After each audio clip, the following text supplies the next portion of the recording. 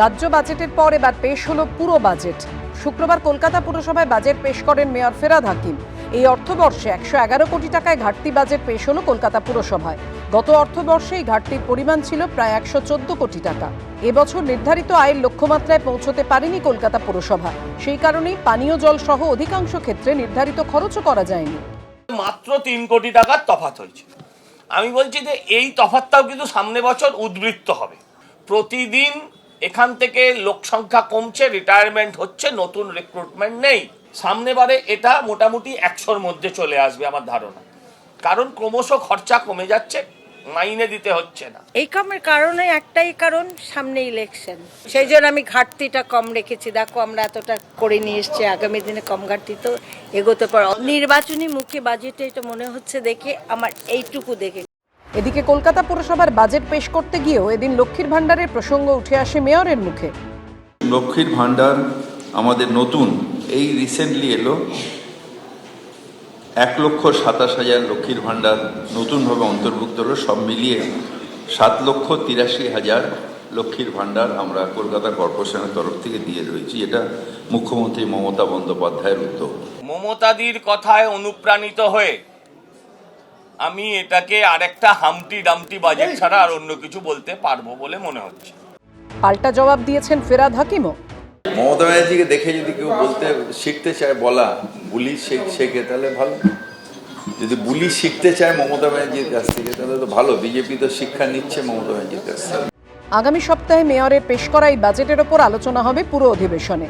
অর্ণব মুখোপাধ্যায়ের report, ABP আনন্দ। চিংড়িঘাটায় মেট্রোর কাজ নিয়ে কলকাতা হাইকোর্টের নির্দেশকে চ্যালেঞ্জ করে সুপ্রিম কোর্টে গিয়েছে রাজ্য সরকার। এবার বিমানবন্দরের কাছে মেট্রোর কাজ নিয়ে তৈরি হলো নতুন জটিলতা। কলকাতা মেট্রো সূত্রে খবর, নিউ গড়িয়া থেকে এয়ারপোর্ট পর্যন্ত 31 কিলোমিটার দীর্ঘ অরেঞ্জ লাইনের শেষ 900 মিটার লাইন যাবে পাতাল পথে। মাটির নিচে টানেল তৈরি করতে সাহায্য নেওয়া হবে পুশ বক্স মেথডের, যার ফলে বিমানবন্দরের কাছে 135 মিটার রাস্তায় যান নিয়ন্ত্রণ করতে হবে।